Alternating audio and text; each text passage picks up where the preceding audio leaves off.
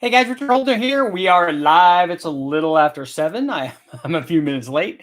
I want to talk about a number of things. First of all, I just uploaded a video tonight, Gen 5 big block Chevy versus Gen 6 big block Chevy. And competition because one was rated at 230 horsepower, the other one was rated at 290 horsepower from the factory. So one obviously makes more power than the other. But the cool thing is we got both of these from the wrecking yard. We ran them both with carbureted induction systems, which was kind of cool. And we even added camshafts to both of them. So you guys can see kind of what they both do when we make modifications to them and see what they do as a starting point kind of for like more powerful stuff. So, you know, let's face it, and this is something I said in the video, if you're starting with a 454, you're already doing pretty well because really the sky is the limit when you have lots and lots of cubic inches, which is a great thing about a big block.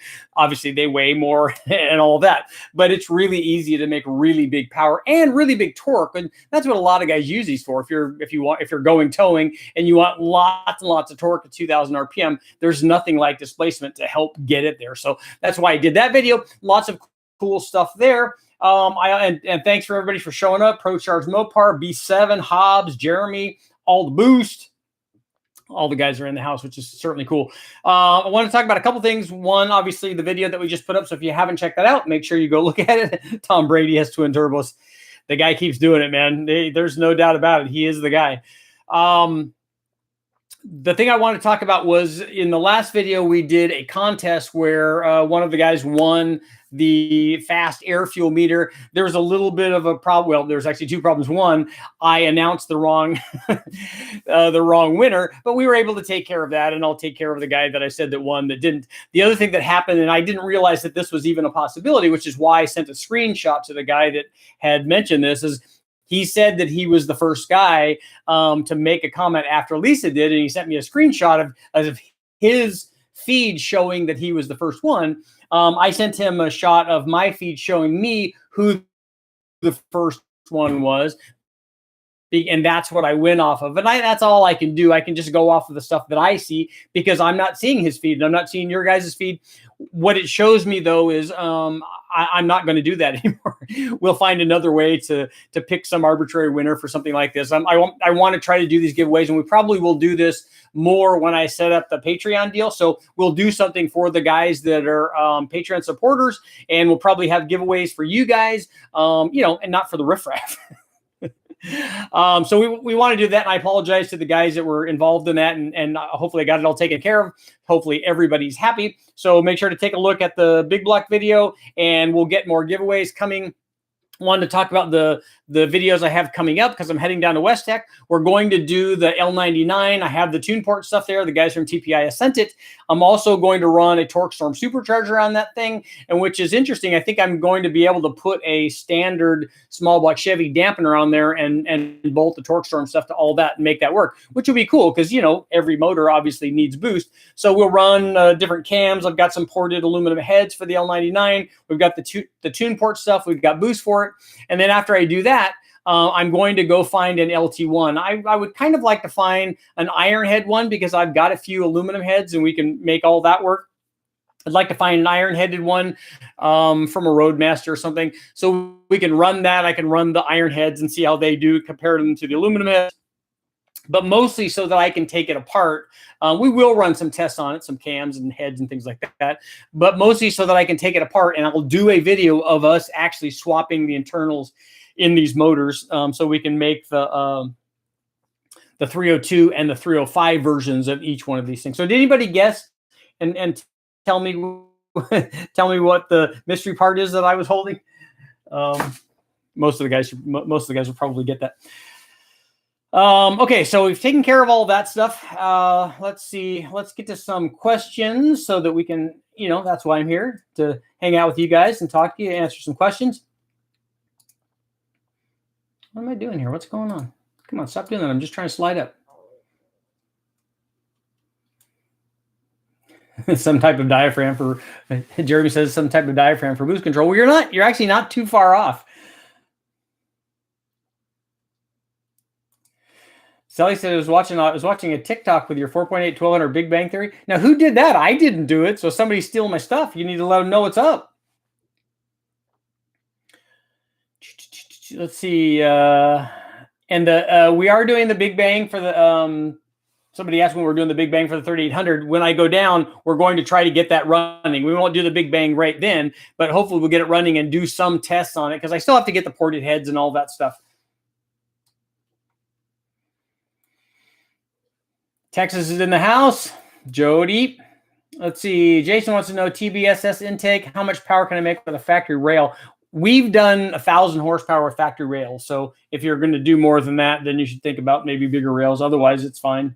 We have a single inlet feeding the rail, and we even run E85, which takes even more fuel. So, judge by that.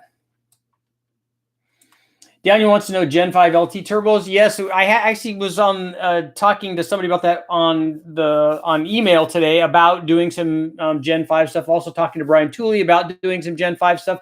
We are going to do that. I just need to see about getting LT4 injectors and pump, and then we can get a cam that has a more fuel pump lobe on it, and that way we can have enough fuel to actually run boost on my L83. Obviously, we are going to need a ring gap.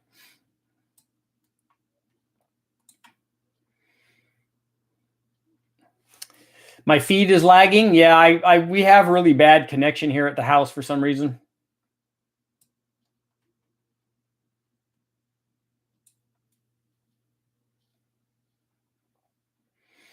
All the Boost wants to know how to size wastegates. We oversize on our wastegates so that we have more control. So I don't know what the absolute limit's going to be. And I think that I'm going to be doing a video on wastegates, because there's actually more to it than just, a lot of people think that you size the wastegate for the turbo size or for the boost level. And there's actually more to that. It's actually how much range you want. How much boost will a Gen 4 454 take? What will it make? I don't know. I don't know what the limit of that is. We've done the big bang stuff on Gen 6 stuff.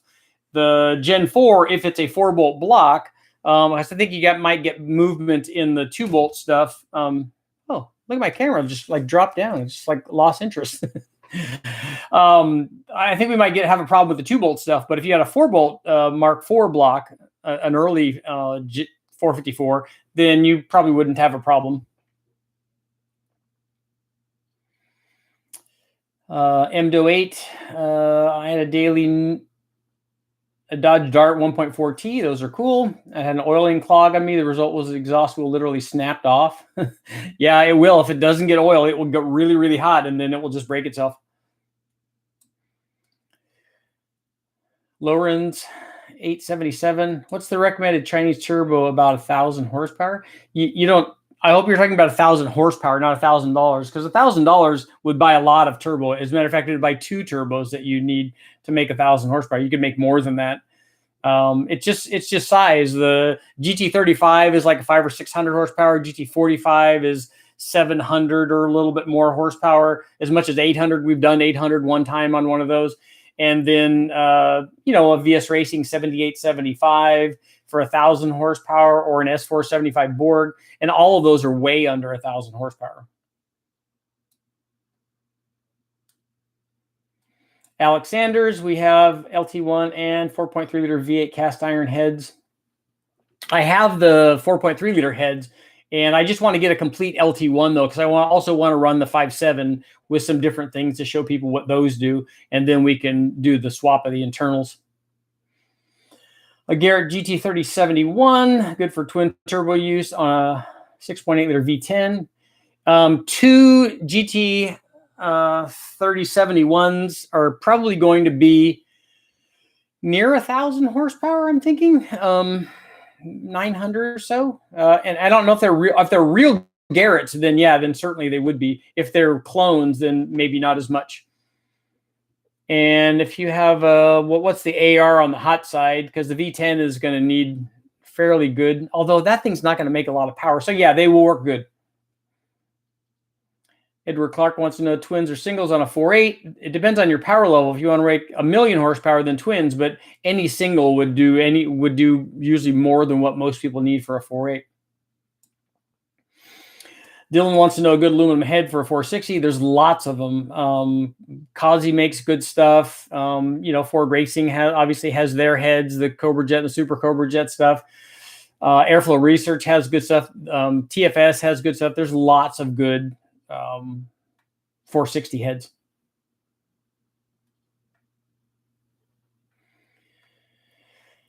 GP Customs, we love the RV440 turbo video. If you were to use twins, what side would you use? It depends on what kind of power level that we wanted. I think twin GT45s would be good on a 440, but and really for what we were doing for the power level that we had, probably twin GT35s would have even done what we did. Go for broke off-road, Vortec FMU. Actually, I have a Vortec FMU. If anybody needs an FMU for their fuel management for some old school thing that they're trying to do, let me know. I've got one sitting around, and I'll let you have it cheap.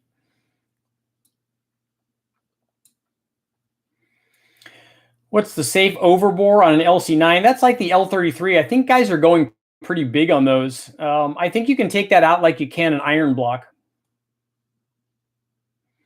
David Ruff, I finally have a good question. Okay, let's see what this is. If you get a better flowing head on the intake and exhaust ports, will the drive pressure ratio also drop along with the boost? The answer is it depends, because if you put a better flowing head on a centrifugal blower where you don't change the pulley and you improve the power, you will drop the boost. The problem is with a turbo, if you increase the power, you will increase back pressure. So if you increase the NA power, you will actually increase the back pressure, and you will increase the power at any given boost level. So that's a hard thing to measure with the turbo. It's that sort of thing is actually a lot easier to measure with a centrifugal blower, just using no change in the pulley and just seeing what the change that the head has.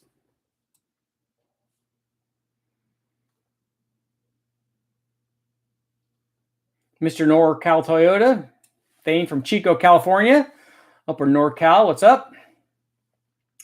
TBS Rail, what size feed line did y'all run to make 1,000 horsepower? We have a actually, I say that it's not even a Dash 8. I think it was a 3/8 fuel line feeding, going from a Dash, I think it was a Dash 8 fitting, going to a rubber line basically, and then we just put that rubber line over the end of the factory fuel rail, and we just hose clamp that line on there.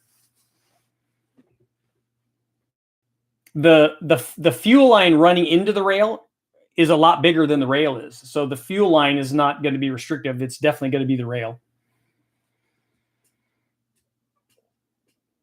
With the twin GT35s, you have to run the water cool feature for a daily driver, or will the oil do just fine? We don't. You don't have to. It's a good idea if you can, but we don't always do it. And lots of turbos don't have that, which shows that you don't need that. Edward wants me to do more LS1s. The problem with an LS1, we have 2 of them at Westech, and I've done lots and lots of testing on LS1s. That's where all of this started. The problem is that you can't go to the wrecking yard and find an LS1. There just aren't any. And you'll go and find lots and lots of trucks, because the reality is that GM made about 1/100th or 1/1000th as many like LS1s as they did all of the truck motors. So for every Camaro, there's like 1 million trucks compared to that. So that's what you'll find when you go to the wrecking yard. You won't find, I don't ever find any aluminum motors, but you certainly, an LS1, since they stopped making them a long time ago, and they made very few of them and only put them in a few applications, they're really hard to find. Devin wants to know if your 300 horsepower Focus was an SVT. No, it was a standard Zetec.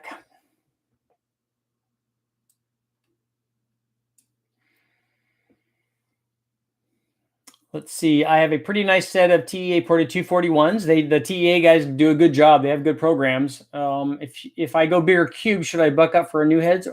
No.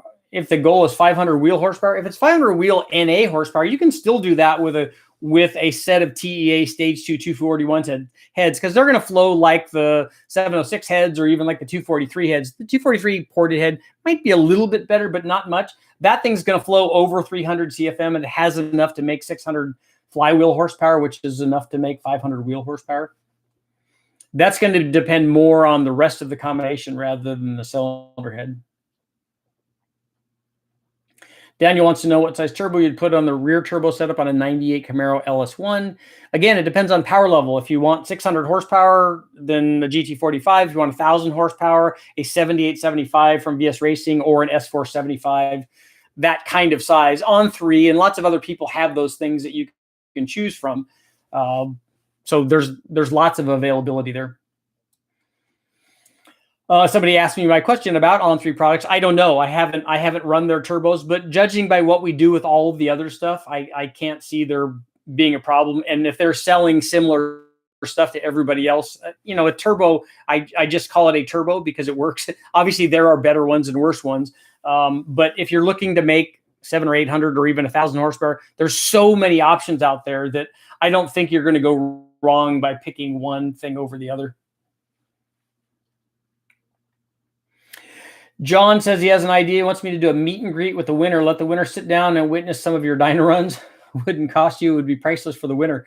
I would be up for something like that. If you want to come out and spend a dyno day and watch me work 18 hours a day, I don't know how much fun it would be for you, but maybe we get some stuff done. Icky Stick, what's up with some other guys? Volvo 240 or 740, 940, B230 FT junkyard tests and tuning. I don't have any experience with the Volvo stuff. And again, it's another problem with us hooking that up to the dyno is the problem, getting it actually bolted to a bell housing and then to the dyno. And then the other problem, like we're seeing with this 3800, is getting the fuel injection to work because the Holley that we normally run does not recognize the trigger pattern on the 3800. And it may or may not, I don't know what the trigger pattern is on a Volvo. I've never run one. That would be a situation where it might almost be better for me to buy a used Volvo and do that. And the problem is in California, we can't modify vehicles and have them still be street legal and stuff. So it's a whole bunch of stuff.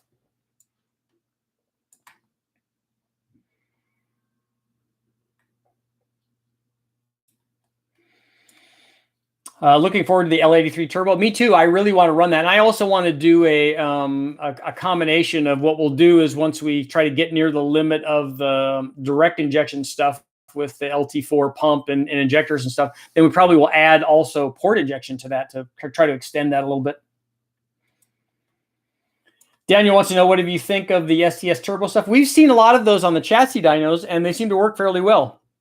That's kind of why I did with the remote turbo testing, is because a lot of guys were using it. Now, nobody remotes them as far as I did, but it obviously works.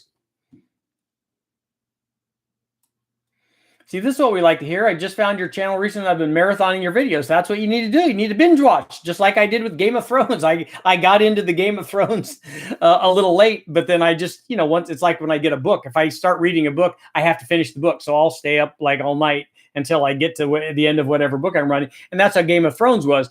They were just getting ready to release the last season kind of when I got into it. And so I binge watched all the other seasons and couldn't believe, man, how graphic it is and stuff. But it was awesome. And then I was able to like transition right into the end of it and be a little disappointed by how it ended.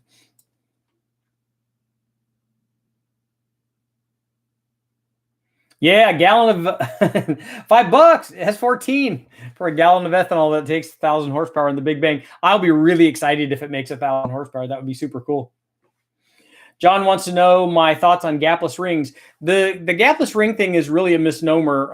There actually is a gap. I mean, the rings actually, instead of, normally rings go like this. And so we put a little bit of gap in them. So when they grow, they won't touch together. Well, a gapless ring actually does this. And so when they heat up, they actually do this. So they're actually moving. There's just no gap in them. And people worry about, the gap and you're going to get blow by and all this other stuff. I would actually like to see a back-to-back test on a gapless ring versus a non-gapless ring. And then you also have to worry about, well, are they both sealing the same? And is the tension the same? So there's a lot of stuff to that testing.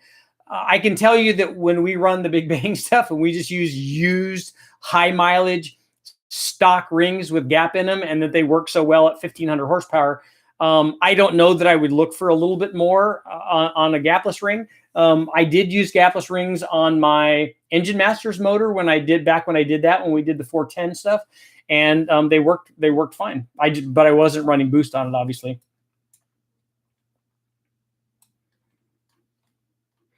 Julius is in for $1.99. We're doing good, Julius. How you guys doing down there?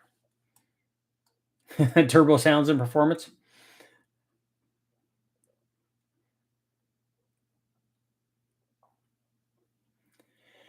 Dwayne Jorgensen, Series 60 Turbo is a GT4294, 70 millimeter compressor and 75 turbine. A GT42 is actually a pretty good size turbo if it's a real Garrett turbo, which is different than some of the clone stuff. There's a big difference between what people call a 75 millimeter turbo or 76 millimeter turbo, or those things compared to a real GT.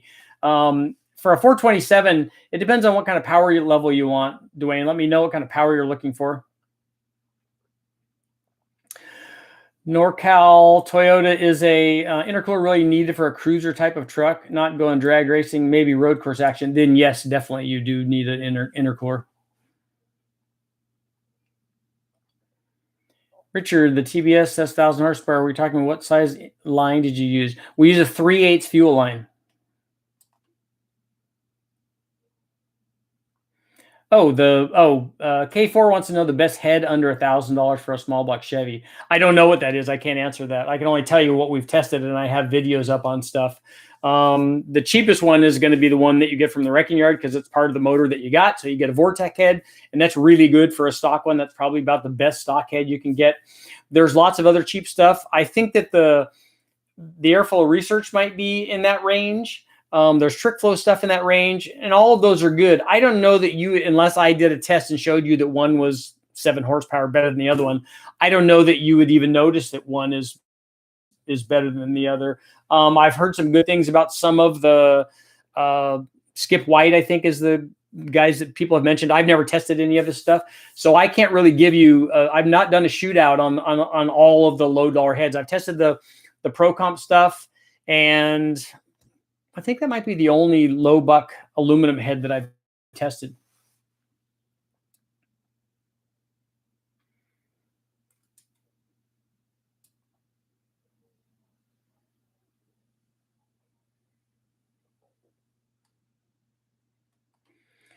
Kate Smith, do you know of anybody building out an old Dauntless V6 from the old Jeeps? I don't. I haven't done that. Although I did talk with somebody today. As a matter of fact, it was the same gentleman that I borrowed the carbureted LT1 intake manifold from and used that on the L99. He now says that he has a 346 Pontiac that I can have and a Dodge Slant 6. The Slant 6 needs a little bit of work. He doesn't know about the 346. I actually, honestly, it was the first time I'd even heard of a 346 Pontiac. I knew about most of the other designations, and I wasn't familiar with that one. So it's super cool. So a 346 Pontiac, and I'm sure that I can make it run. If I can make it run, would be awesome because then that was actually the first application that they put the tri-power on for the Pontiacs, as I have done my reading now and learned a little bit about 346s. So that would be kind of like the ultimate, or one of the ultimate Pontiac other guys' combinations. So I'm kind of excited about that. That will be fun. Alex wants to know if I've ever watched Scotty Kilmer. I haven't. I'm familiar with the name because I remember Matt Apple talking trash about him. I don't think I've ever watched his stuff. Maybe I'll have to give it a look. Yes, CA 434. 4200 harness is 75% complete. If you guys don't know, this gentleman is the guy that is building the harness for the 4.2 liter Atlas motor so that I can run it on the engine dyno, which is super awesome. So, so kudos to you for helping out so that we can get that motor up on the dyno and then start running boost, which he has already done. He's run in his vehicle. He has, every time I hit my thing, my camera's jumping around. He has done that. These are just cool because a turbocharged inline 6-cylinder is awesome. And then a 4-valve one is even more awesomer. So thanks again, man.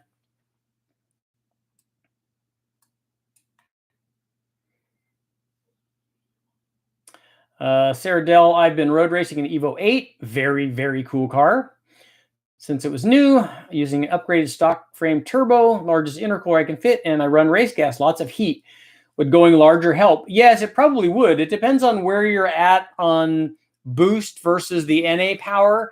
You could look at the I'm sure somebody has a mat for that, but probably if you're running, I don't know how much boost you're running, if you're running 15 pounds or 20 pounds or 25 pounds, if you're getting up very, very high in the boost, you're probably getting near the limit. If you haven't, I would recommend you taking back pressure readings before the turbo to find out how much back pressure that turbo has, because my suspicion is that it might be a lot. So take a look at what that back pressure is versus the boost pressure, and that will give you an idea. If it's 1-to-1, don't worry about it. If it's 1.5-to-1, I still probably wouldn't worry about it. If it's getting 2, 2.5, or 3-to-1, then definitely upgrade the turbo.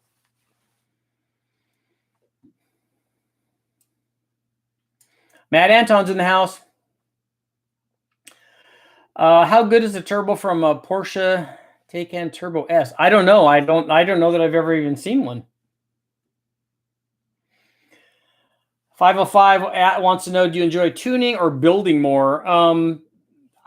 I actually like, the thing that I like best is seeing the dyno results. Like, I live for the dyno curves. So I like getting the things done. The tuning is nice, although like I've told everybody, I'm not a tuner. That's not my thing. The tuning for me is really easy. You know, if I want the thing to be 11.5-to-1, I make it 11.5-to-1. It's that part of it's not magic. Just sometimes getting the fuel injection working and getting it cooperating so that I can do that is sometimes the hard part. But I do like building. I actually don't like assembling motors. Like, I don't like assembling motors from scratch, from putting everything together. That's why I like junkyard motors so much.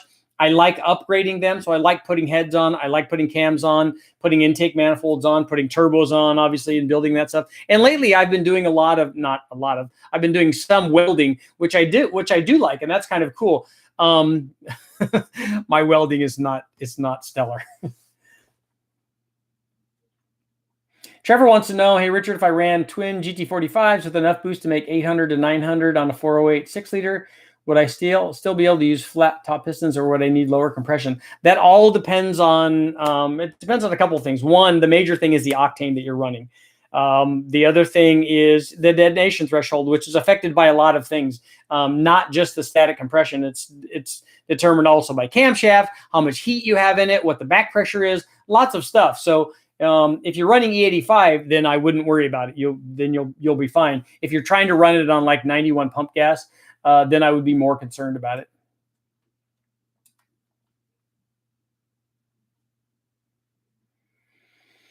Matt wants to know, what are my thoughts on 3-cylinder turbo engines coming out these days? I think that they're awesome. That's why I still have a 3-cylinder 1-liter Sprint turbo motor, which I really want to run on the dyno. I like the little motors because I'm also a fuel mileage guy. As much as I like making thousands of horsepower, I also like the fuel mileage end of it, because I spend most of my time doing long distance driving. So fuel mileage is a big part of also, I think, making the thing efficient. And you're just looking at it in a different frame. So I like that. I like those little motors.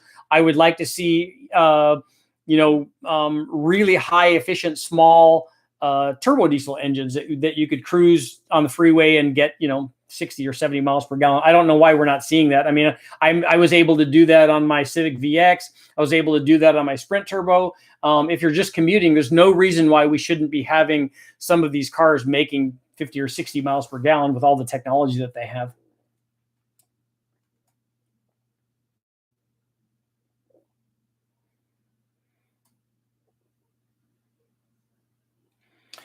Jacob wants to know, will you be doing a video on turbo efficiency maps? I am going to do one on compressor maps. I'm going to be talking about what they do and where people look and how we multiply the power and all that stuff. And it should be good stuff.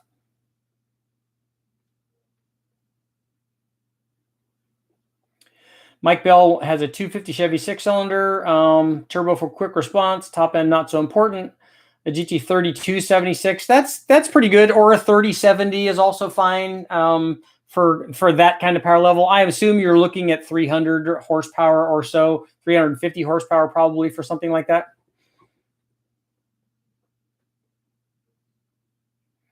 Jewish is out slashing grass. Watch out for those brown snakes, yo. Jody wants to know, do we raise enough super chat last time for the 3,800? I haven't even looked at that. I need to, but yes, well, everything will help, and I'm going to do it anyway. So yes, and thank you guys for all of the help. That was fantastic. And we'll probably be doing more stuff coming up when we do more projects like that 3800.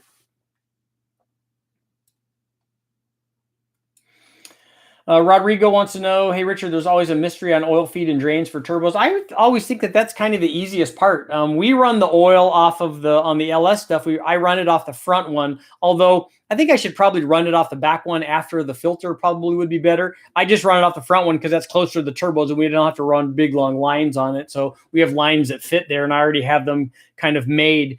My only question usually on the turbo feeds, the drain stuff is easy. I've run drains where we've looped it down under the oil pan and then into the other side sometimes. And it works out just fine. I mean, it does on the dyno anyway. But the oil feed, the only question I have sometimes is whether particular turbos want an oil feed restrictor or not. And then once we talk to the turbo guys and they tell us whether or not they want that, then we adjust it accordingly. But that's usually the biggest problem. Dale says Skip Whiteheads use ProComp with better hardware and better machine work. So they use that ProComp casting? ProComp or Speedmaster. Kevin wants to know, what do you think about the Holley 92mm throttle body on a TBS intake with twin turbos on a 5.3? I think that that's fine. I don't think you have to worry about the throttle body size so much on a turbo application because you're blowing through it. It's not going to be restrictive. But I do like the fact that the throttle body size matches the opening in the throttle opening in the intake manifold, because I think it should. Brass is from Australia. What's up? Dirty Panda, what do you think about a 7096 on a 318? I think every 318 Magnum needs boost. So yes, definitely.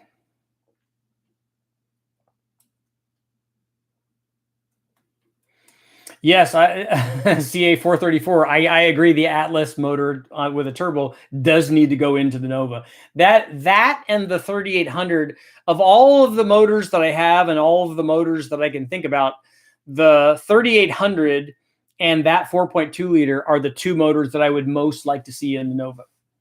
You know, V8's great, and the Cadillac would be awesome because it's gigantic. But I think that those two, although I do kind of have a soft spot also for having a K24 turbo in the Nova too, just because it would make people mad, and sometimes it's good to do that. Dirty Panda, I'm porting the Kegger intake for the 318. I'm working on it if you want to try an intake. I will be trying that. We will be doing some stuff with it. It'll be interesting to see what happens with that, with the beer keg intake. For a turbo application, I think it's going to be good. I think that the throttle body and the throttle opening that they use on those beer keg intakes is going to be restrictive. I think that's going to be a lot like the throttle body intake manifolds that they use on the Gen 5 big block Chevy on the video that I posted tonight. Ultimately, the flow rate of that is kind of going to dictate what kind of power that you can get from it. But if you're blowing through that, especially if you had port injection, that would be nice. And unlike the big block Chevy, if you had port injection on that and you could blow through that, then it would work out much better. Because I like the fact that it's a long runner deal and it should make lots of torque.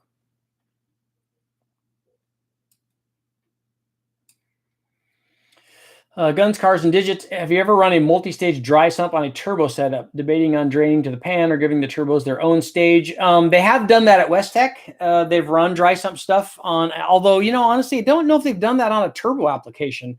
I never have.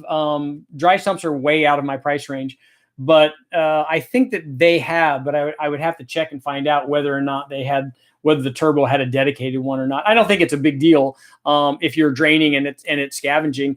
The amount of oil that you're draining from the turbo is not dramatic.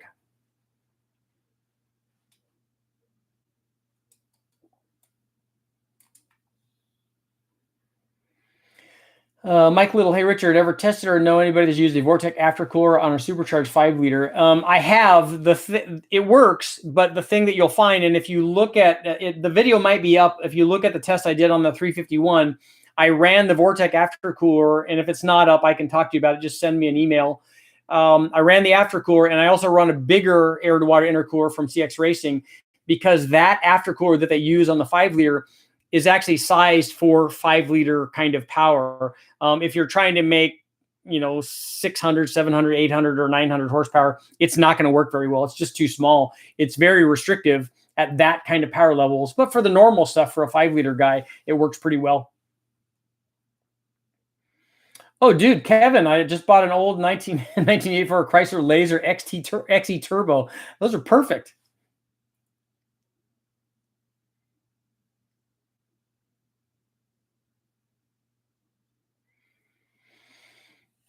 Joe said that the turbo question on the Porsche was a joke because that's actually an EV motor. Well, it shows how much I know about Porsche turbos.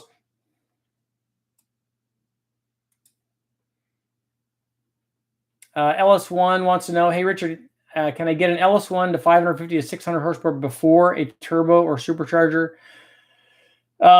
600 horsepower flywheel horsepower from an LS1 is not impossible, but it's difficult, and it will not be a motor that you'll want to be driving around.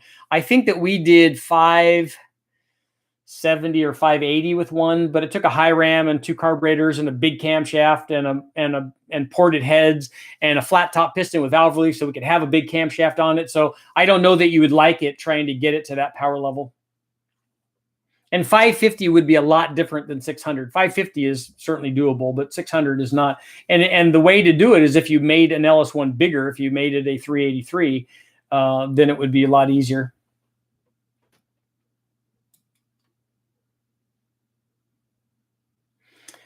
Scott Hill, what are we going to do when everything goes electric? We're going to be adding Kenny Bell boosted pumps to every one of our electric vehicles to make them go faster.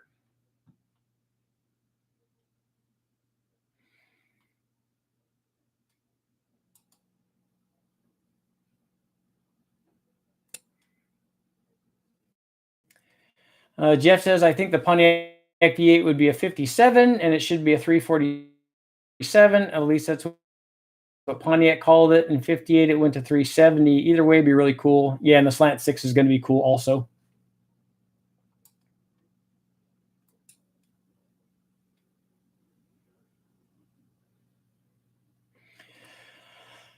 Costafello, I have a 540 Gen 7. So is that a stroker version of a Gen 7? Because their standard one's a 496. Radar heads 11-to-1, 640 lift, 256 duration. I end up getting S475 with a 0.91 AR cheap. Will that turbo be fine?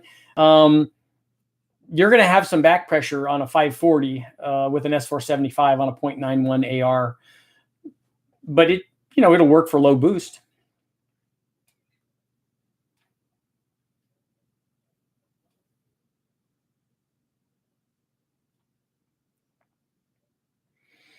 Karen says an LS1 with heads, an MSD intake, and an MS4 cam will get to almost 550. See, there you go. That's how easy it is.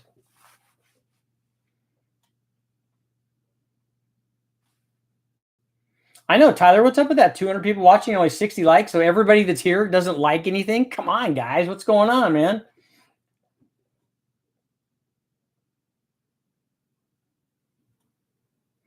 Yeah, see, Peter, 1981 diesel rabbits. Those were good. Those got really good fuel mileage.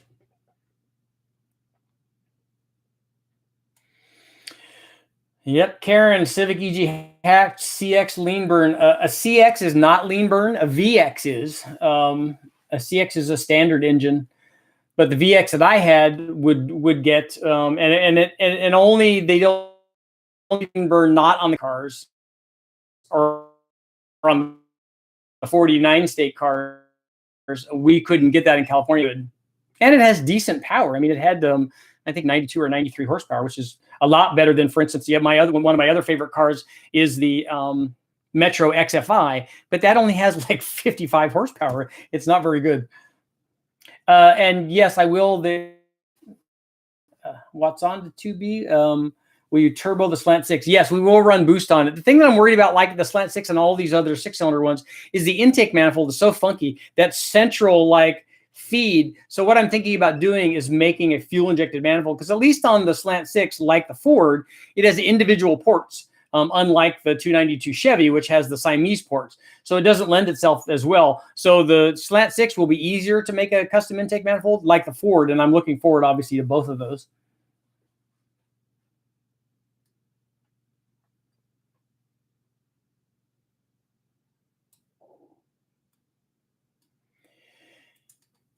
Jim wants to know, does a brake dyno do justice to a cam that works with light cars and low gears? The power curve is going to be the same. If we do a comparison between one cam and the other cam, how fast you rev it is not going to change that. If you have power gains from the cam, you're still going to have those at a higher acceleration rate. Yep, Julius, I know it's too cold for brown snakes. They're not out right now. We don't have a lot out, although people tell me that I get people all the time telling me, hey, you know, the snakes are hibernating. I'm like, dude, they don't hibernate. They don't hibernate like a bear does. They don't crawl into a hole and stay in there for 3 or 4 months. That's not what they do. I've caught snakes every month of the year, including December and January, you know, when it's cold, because here in California, it gets warm during December, January. It's not uncommon for us to have days that are 75, even 80 degrees during the summer. And then it can be really, really cold the next day. But when it gets warm like that, we find snakes. And like I said, I found them in December, January, February, all the way through the year. But, you know, I go look for them too. They don't just come to my house. Oh, the Eastern taipans. Yeah, those are serious dudes. Yeah, the dogs and the cattle. We had a rattlesnake bite one of the cows up at the ranch, and unfortunately, it must have bit it several times because a cow's really big, and I haven't seen a rattlesnake kill cattle before, but it did. This one ended up not making it.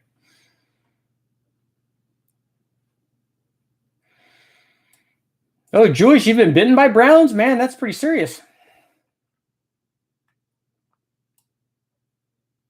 Connor wants to know, can a built Vortec head compete with an aluminum small block head? It depends on which aluminum head. I don't think you can get a Vortec head to compete with an Airflow Research 195 head, but you might be able to get them to compete with like a Speedmaster head or something like that. John wants me to put a Vortec 8100 in the Nova. Okay, let's go down here. I've got some people that have donated money here. I want to make sure that I take care of those guys. ProCharge Mopar, $10 toward the Mopar Magnum test. He's in there for the Magnum guys. Yeah, I'm excited about that too. I haven't run a Magnum on there. I did run the 360 before. And if anybody knows ProCharge Mopar, maybe you know, I need a 340. I need a 340 Dodge short block or just a block. So if anybody knows, let me know. I want to buy one. Big Brother wants to know, would 2 VS Racing 7875s be too much for a cam-only LQ4? It depends on your power level. One of them will get you to 1,000 horsepower. If you want 2,000 horsepower, then 2 of them are good. But if you don't need that much power, there's no reason to have 2 of those. Yeah, Karen's right. It would be super laggy. A K24 Nova with a glide. No, it's got to be a stick, man. It's got to be able to row that thing. Tim wants to know, are you going to do a 3800 turbo versus a 3800 supercharged video? Yeah, I'm going to do videos on all of the stuff that we do on the 3800. We'll run it with various boost levels with the blower, and then we'll run it with a turbo, and we'll run it with a turbo blowing through the blower, you know, and all kinds of fun stuff before we finally, because that way I'm also now going to have a spare motor. So if we do dumb things with it and end up hurting it, I'll have a backup plan. But I'm doing that mostly so that I can get the cylinder heads and stuff and get those ported without having to worry about too much stuff. TTLS, I have a 1979 Datsun 620. Nice. My plans are to put a 5.3 or 6.0 with twin GT45 turbos from eBay. Yes, you can do that. That would make a lot of power. Although I don't think a Datsun 620 needs twin GT45s. I think if you had any LS with a single GT45 on it, it's going to be really, really fast. But, you know, twins, that's always better.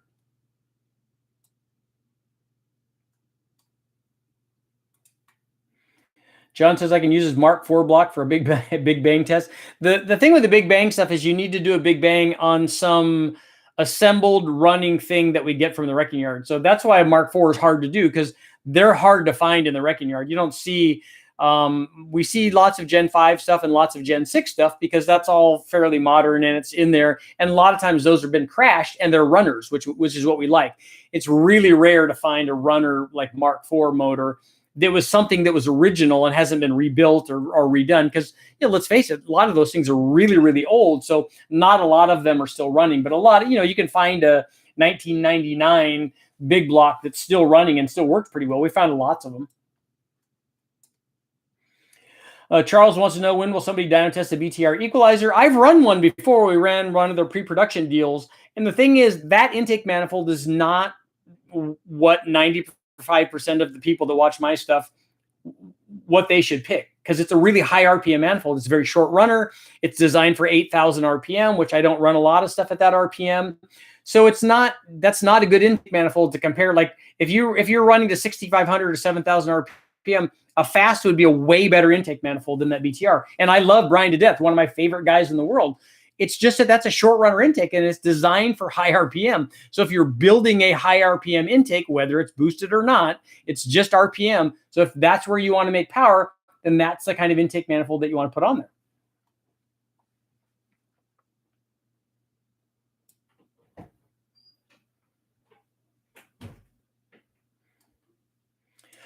James, what are you doing? 20 bucks, man. That's awesome. Richard, how do you feel about running a Chevy 4.3 liter V6 with a 70 millimeter turbo and good heads in the Nova? I think that would be a good combination. It would be very fast. I like the V6s. I think that that's a good idea. The 3800 I like because it was factory forced induction, which means that they put a lot of effort into making it strong and making it last. And they did a lot of testing, a lot more testing than the aftermarket does on any of their stuff. The 4.3 liter is cool. I've always wanted to build another one of those. So if I put another one together, that could be another one that could go in there, because I really like those. I like when we ran the blower on it. I like when we ran the turbo on it. I even like the balance shaft motor. I thought it was cool. I just wish that there was more aftermarket support for that 4.3 liter, because it's a good little motor, and it's and all of the Chevy small block stuff like bolts right on, like the blower bolted right on, and I love that. That's really cool. And that was the first time. The last one that I did with the blower on it was the first time I did a balance shaft motor, which I thought was kind of cool. I just wish we had more intake manifolds for it, and I wish that there was a more readily available aluminum heads.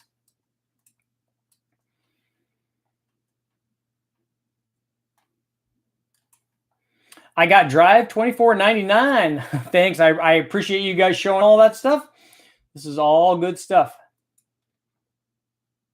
Let's see. Whose lag is that?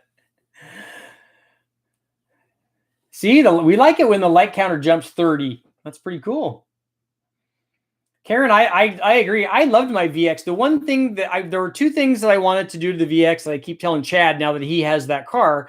The two things I wanted to do to one, I wanted to put an MSD on it, because I thought that the multi-strike would help with, while the thing was under lean burn, you could tell that occasionally it would misfire, and that's what they do. The problem is it doesn't have even though they're doing they're inducing swirl and stuff, still it's hard to get that lean of a mixture to continuously burn and burn all the time without having misfires. I thought that a multi-strike deal might improve the fuel mileage, which is what I wanted to do. The other thing that I wanted to do is I wanted to have a turbo on it. I wanted to have a 6 or 7 pound turbo, just so that we could have 150 or 160 horsepower, because everything needs a turbo. It'd be cool to get 50 or 55 miles to the gallon, but then also have something that was even more fun to drive.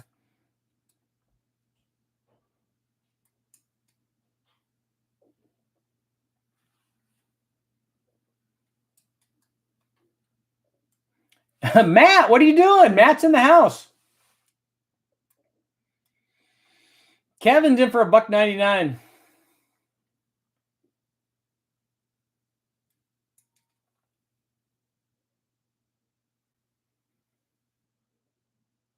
Oh yeah, Julius, you're in the summer now. Let's see. Michael wants to know, talking about snakes, how can I get a 1996 4.6 twin cam or 4-valve motor to make 400 horsepower NA? That's not too hard. You can get. I took an 03 Cobra motor. We made it NA because we put the 2000 intake manifold or 2001 naturally aspirated intake manifold, and we just put cams in it. It made 425. So that's a low compression one. So that should be easy to do to make 400 horsepower. That's not a problem.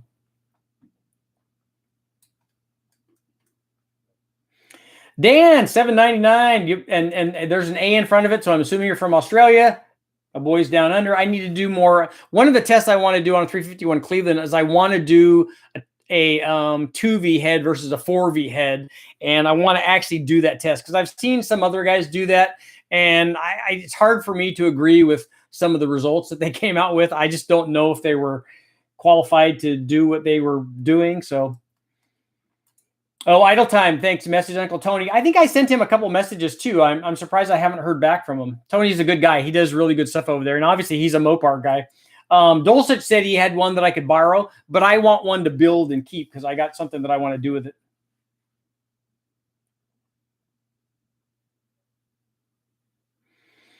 Dan wants to know, is there a reason on V8 motors people don't run a turbo off of one bank? I tried to do that on a big block, and I was unsuccessful at doing it. But people can. Saab did it on their asymmetrical turbo, and I think that it's possible. I just didn't do it on my first chance. DZ Garage, a 72 AMC AMX Javelin, nice. An 8.1 T10, 8.8 410. That's a good combination. Let's see. Red Jacket Recording. NP149 all-wheel drive transfer case, good for 1,000 horsepower and a third-gen Camaro. After running a Trailblazer SS front cradle and oil pan, wish there was a tutorial. I don't know about the strength. I'm not a transmission guy, and I don't know about the strength of the all-wheel drive transfer cases. I wish that I did, because I've seen a few. A lot of the Honda guys are running all-wheel drive stuff on some turbocharged K-Series stuff, and man, they launch like a rocket. So I think that an S10 or a Camaro would be even cool. I really like when I lived up at Tahoe, there were guys up there that had either like El Caminos or Camaros, but they were on like K5 Blazer chassis, and they were big, they had big tires and they're four-wheel drive and they were lifted and all that stuff, except that they had Camaro bodies or El Camino bodies, which I thought was really cool. And this would be the same kind of thing. I wish I could help. I'm just not I don't know about the strength of the transfer case. Edie's and Cherry, what type of injectors and size you're recommending me for 1,000 horsepower combination? You can get to there with 80s, but only on gas and not on E85. So I would recommend 1,000 or a 1,500 cc injector, especially if you're going to do E85. It's always better to have a little bit more injector. A 1,500 cc injector would definitely get you there, and it would allow you to run E85 as well. John's in for $20. Richard, have you ever used a Speedmaster electric fuel pump? No, and I can tell you, I've used a lot of Speedmaster stuff. There are things that I would definitely use. Like a lot of their intakes work very well. There are things that I wouldn't use. I've never tried any of their electric fuel pumps, and I don't think that I would. And the same thing with some of the offshore wastegates and things. A wastegate is something that I'll spend money on. I've never tried a fuel pump, and I don't know if I would. And maybe that's not fair to them. Maybe it works. I don't know. But I would get a good fuel pump.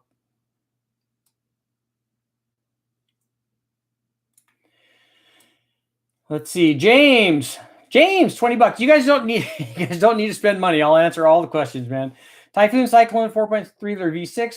Weren't the bottom ends stronger? I think that they were. But they're still, compared to a 3800, the split crank on those, that design is not ideal. And there are guys that made a lot of power with those when Kenny Bell was doing that stuff, and Duttweiler and those guys were making lots and lots of power. But the cylinder heads were not great on a Typhoon and Cyclone. The intake manifold was not ideal. The one thing that they had going for them, obviously, was boost, which, if you're going to have something in your corner, boost is a good thing. But again, I like those V6s. I think that the later ones make more power because I don't think a Typhoon and Cyclone had the Vortex style head on it like the later ones do.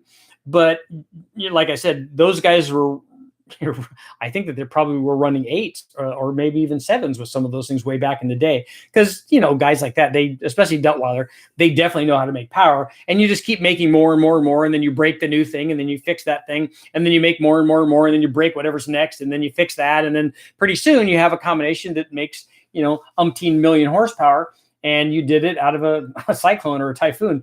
The thing that I don't know about those is I don't know how strong are the transfer cases in the drivetrain in the Cyclones and Typhoons. So if anybody knows, let me know, because I love those cars. When they first came out, that's one of the cars that I lusted after. That and an Omni GLHS was another one that but that was really high on the list of something that I wanted, and I've never had one just because they're not good as for a truck. You can't tow with them and stuff, but they're awesome.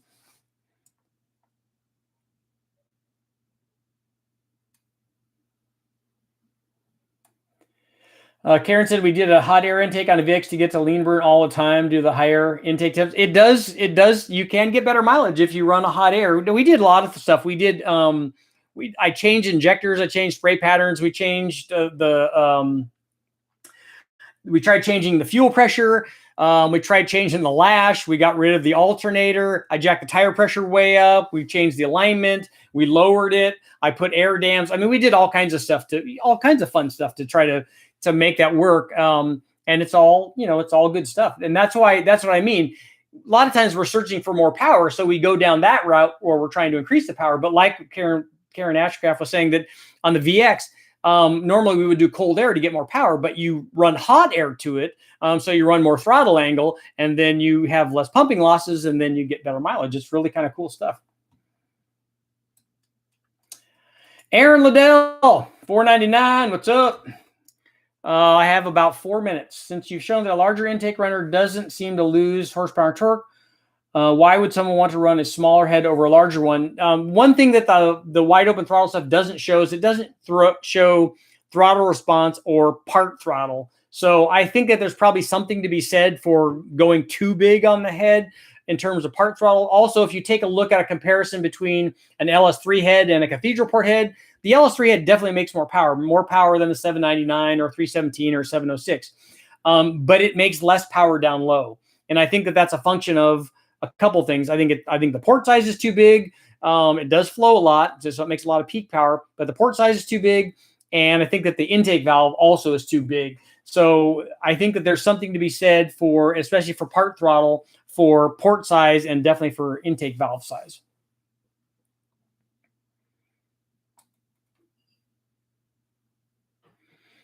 ZX1206, how much power will a junkyard 8.1 take? I don't know. We want to run an 8.1.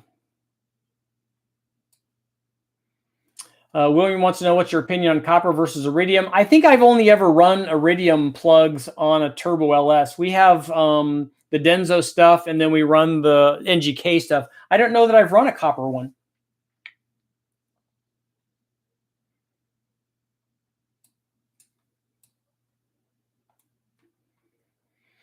Okay, let's get down to the bottom here. Red Jacket Recording, $5. I've already learned so much from you, helping to steer my LS build. Happen to know a good automotive fabrication channel. Mike Finnegan does good stuff. He does really good fabrication. He's really good. Trying to think who else. Who's the Hillbilly Garage one? I'm trying to think of the name. Somebody else might know. I'm not the fabricator guy. I mean, I can weld and stick stuff together, but that's not the same as fabrication. And James, just because I run iridium plugs, that's more a function of the fact that they gave us the iridium plugs and I didn't have to go buy them. I could try copper too. I'm more interested really in the iridium ones that we have are the our colder heat ranges. Like we'll run an 8, 9, or 10 on our turbo stuff on the engine dyno, and we have those, so we just use those. So a lot of that is not a function of me saying that that's the best thing. That's not the case.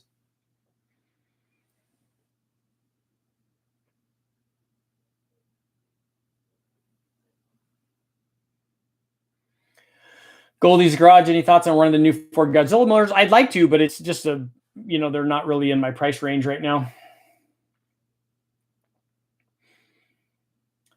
Edie's wants to know, would the Terminator X be good for 1,000 horsepower? If you're talking about the EFI setup, yes. If you're talking about something else, I don't know. I don't know what Terminator you're talking about. They use the name on too much stuff. It's like snipers. Somebody asked me, is the sniper any good? Well, there's like 30 or 40 things that have the sniper name on it, so I don't know really what thing you're talking about. Do a Big Bang 1500cc engine from a Plymouth Cricket. I like little motors. Like I said, I have a 1 liter motor, the 1 liter sprint motor.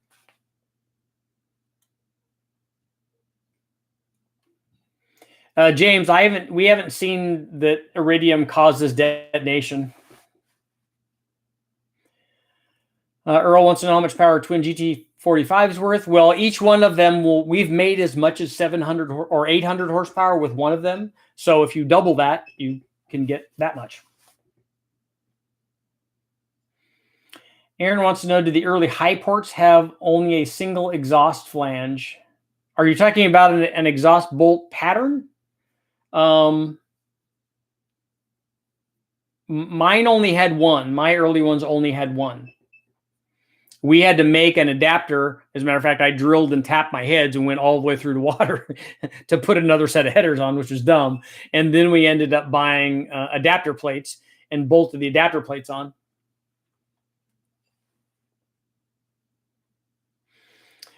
GB2, any info on increased exhaust valve on spring pressure? Yes, I do recommend that, especially if you're running into high back pressure, which can become problematic.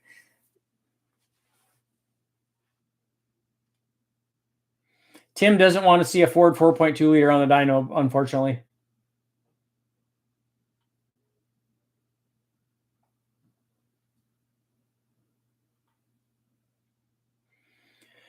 .505 COS. I have a Talon TSI with a 1G built 60 millimeter on baby boost right now, 23 pounds.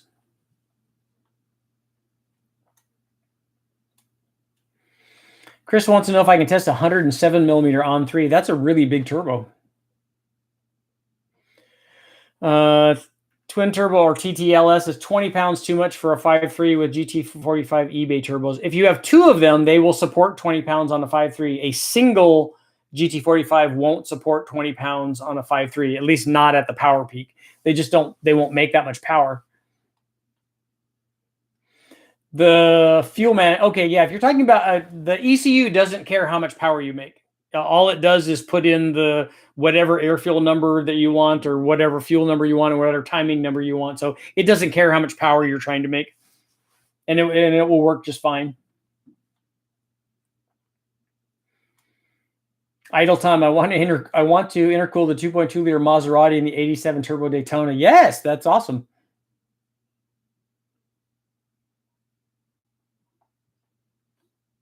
Matt Mullen, just add boost if the heads are too big. That's right. That's all they knew. That's how you increase velocity, right? Is just add boost.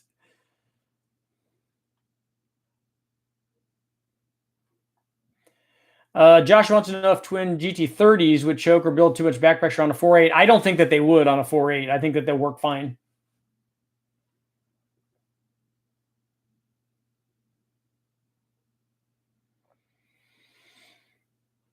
Chris wants to know twin 6266s versus an 88 millimeter. You know, I don't know on that. I don't think I've run 6266s. That might be an interesting comparison. I have to look at maps on those and kind of see.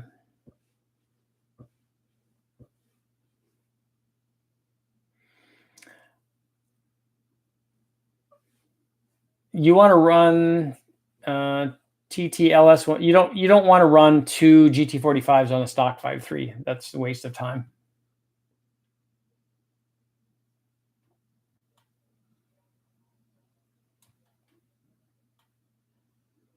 And yeah, Karen Ashcraft is right. You're definitely going to need ring gap, which we tell you that you should do on any Turbo LS. I know, Matt, that would be the one guy that I recommend is my buddy Bernie Van Hammond for him. Although he doesn't do YouTube videos, he is he would be the Phil Remington of the modern era. He's the go-to fabrication guy. I wish he would do videos. That would be awesome because he's really, really talented.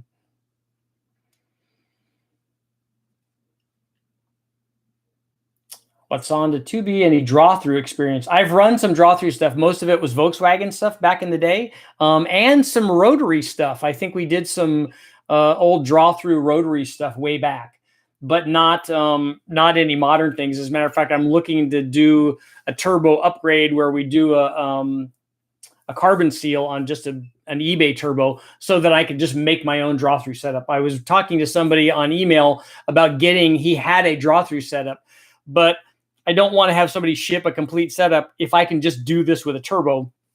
and then make my own, because I have everything that I need to do to make it a draw through. I have all the exhaust manifolds and all that stuff. So that's pretty easy.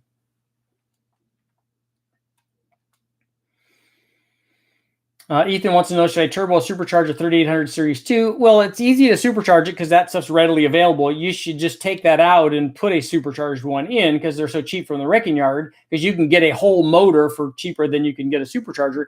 Otherwise, you can turbocharge it because the exhaust manifold's already set up to add a turbo there. It just goes right on. So either one of those is a good choice.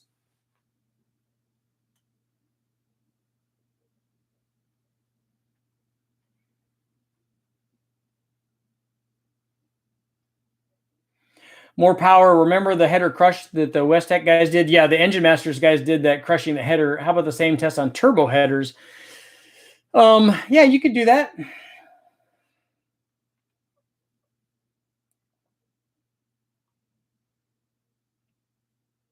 Stuart Glover, I'm going to do an NA-LS swap on my Mazda RX-8. Which LS should I go with? Well, if you can pick any of those, always pick the biggest one. A 6-liter makes more power than the 5.3 or the 4.8.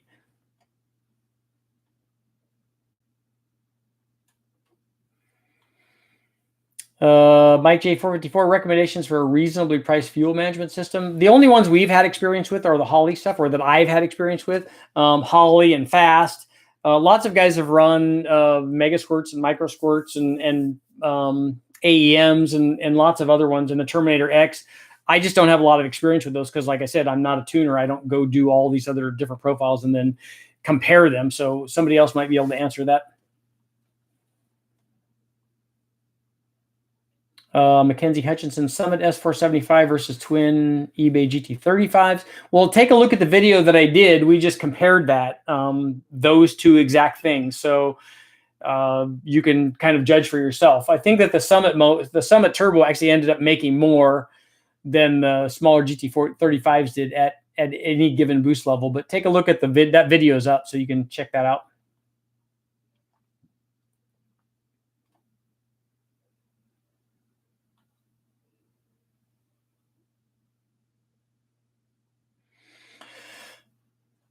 Thomas, do they make forged internals for the Chevy Straight Six? Yes, they do. But I don't want to do a maximum effort 6-cylinder 292. I don't think it's a good application for that. I know the guys in Brazil are making crazy power, but it gets really, really expensive to do that. I would want to have individual port injection on that, because I don't like having Siamese ports. I would want to do individual ports. We're going to have to do a custom intake. We'll have to do the cylinder head. A lot of those guys down there have aluminum heads. So you can make lots and lots of power with almost anything. It just takes a lot of time and money. And I don't think that applies to 95% of the people that would be watching what modifications we do to the normal kind of range of stuff.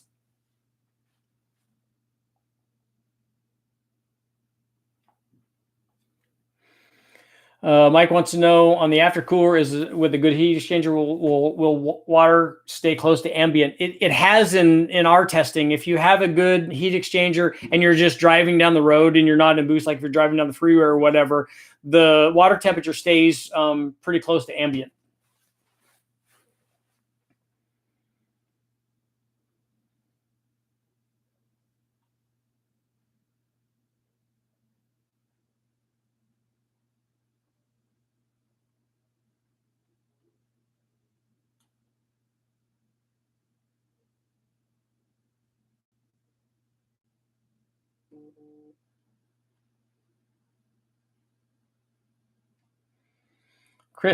Chris wants to know the age-old question: what would spool faster, twin turbos or a big single? If the total pounds a minute was equal for both setups. Most of the testing that I've done shows that a single spools quicker than a twins, and it usually has a little higher back pressure. But I've never run a test where everything is exactly the same, where we calculated the flow rates of the hot sides primarily, and then obviously the cold sides as well. So I don't know that there's a good answer. I think that they're going to be really, really similar if you were doing that. I just tend to think that merging those together into a single, then you have to talk about, well, what if we did a twin scroll turbo on the single? And there's lots of things to talk about. There's no absolute thing for single versus twin. It comes down way more to which actual turbos that you choose. Mike, $10, what's up? Joe Mama, do you have any Jeep stuff planned? I do want to do a 4-liter Jeep because I like the inline 6-cylinder stuff. Jeep is really, really popular, so I would like to do that because there's lots of Jeep guys out there.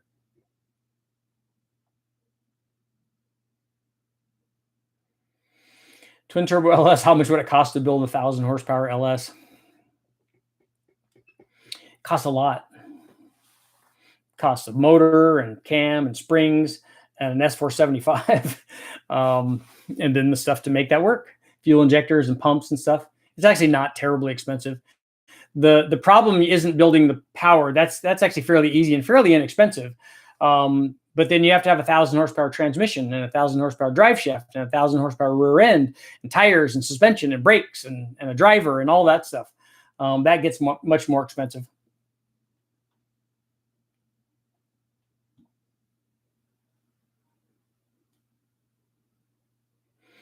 Craig, you're still wanting that catalytic converter to add heat to the turbo, right?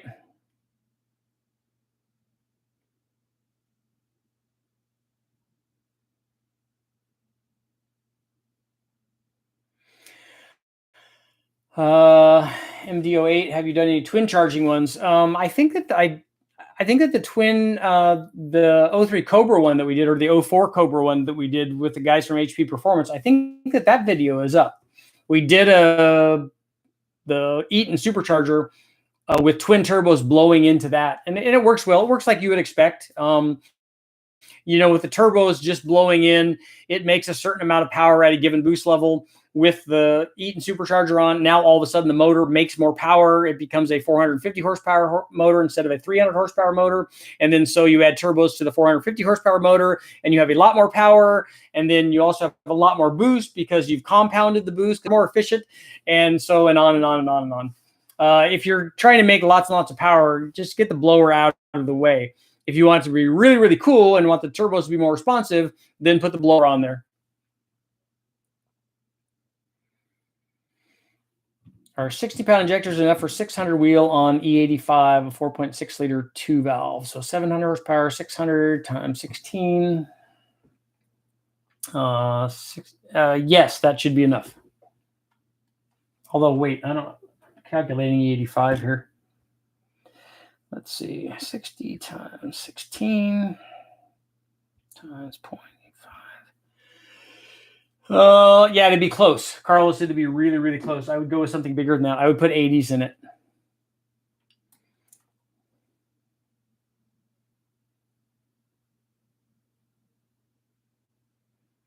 James wants me to do an inner chiller, killer chiller test. I'm gonna have to look both of those up. I don't know what those are. Are those the ones, the little bricks that are sandwiched in the ProCharger? If that is, I'm about to do one of those for the first time. Because I'm doing something for somebody else on YouTube. I'm putting together a motor from them, and I'll talk to them and see if they want me to talk about it. And that they're going to run it in a drag boat, which will be kind of cool because I haven't done drag boat stuff, so it'll be interesting.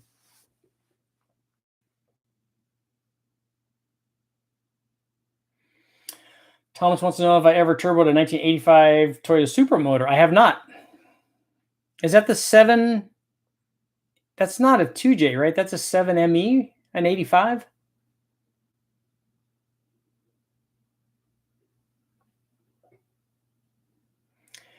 Kevin wants to know if I've ever tested a Holley low ram. That's the same as not the same. It's the same style intake as the BTR. It's a short runner, high RPM. So if you're not running 8,000 or 8,500 RPM and you're running 7,000 or something, get something with more runner length in it.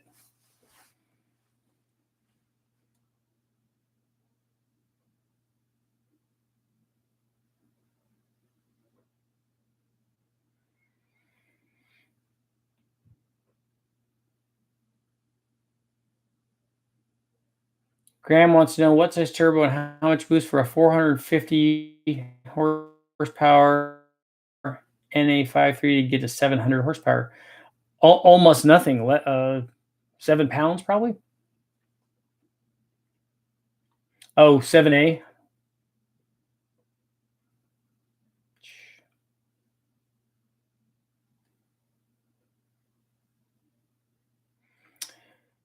CE Merc, where should I get a supercharger kit for my 99 Cobra? Vortec and ProCharger and all those guys probably sell kits for that.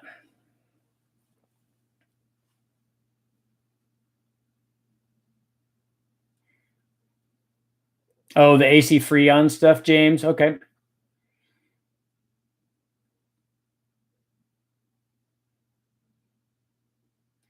93 Stangs in the house. Okay, now I officially have 2 minutes left.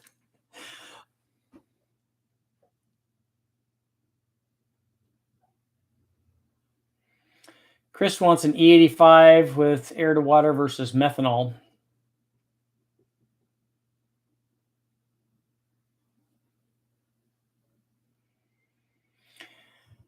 Wants to know if I've done any testing on water meth injection. Yeah, didn't you see the Engine Masters test where we did intercooling versus non-intercooled versus or water meth? Intercooling is definitely better. Is it worth buying a wideband for a 400 horsepower NA motor? I would. It's always good to have a wideband to tell you not just what's happening like at one RPM point, but it'll tell you what's happening everywhere. So maybe you have a transition problem, maybe you have a cruise problem, maybe you have a problem that you have at 4,600 RPM that you don't have somewhere else. More information is always better. And I guarantee you, if you get a wideband and you put it in your car, you will be watching it all the time, but make sure to watch the road because that's safe. And thank you for the $2.99. Yes, Tim, I have 4 minutes, 20 minutes ago. It was a long time ago.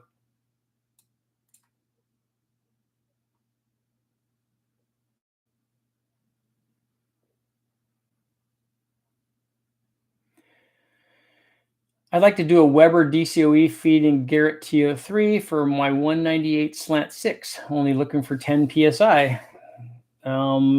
Put a big Weber on it. And they used to do a lot of that on the VW stuff back in the day when we were doing sand rails with those. They would do a single side draft as a draw through setup.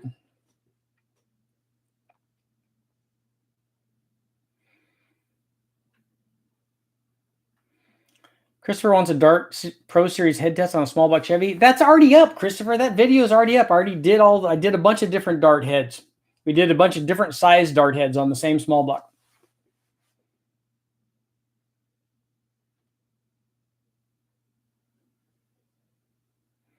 Yeah, Kevin had a white turbo Sprint back in '87. Dude, did you have it when it was new?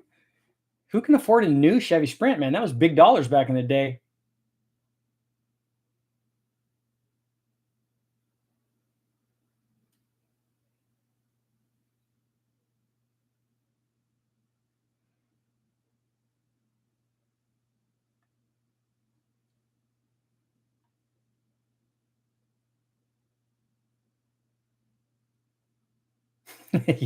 yeah, that's what happens when I do a big block video. Then everybody wants big blocks, but don't worry, I'll do another LS video, and then you don't have to talk yourself out of that because then the LS will be fine. Although then I'll do the 4200 video. Then you'll want one of those if you're anything like me. So I got to get going, guys. It's officially time.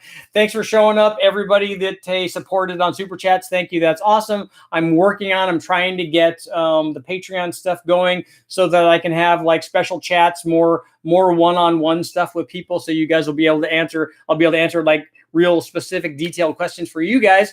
So that's one of the things that we're trying to do. Yes, Pontiac Fireflies. I like those. And the ones that are in Canada, those are cool. I do want to run my Sprint motor on the dyno. When I go down there, I'm going to look at maybe building an adapter so that we can see all of that 70 or 80 horsepower that it's going to make. Karen, I remember Turbo Magazine. That was my first story I ever wrote was for Kip at Turbo Magazine. He was awesome. He had the coolest stories. I got to get going, guys. Thanks for showing up. I will see you tomorrow.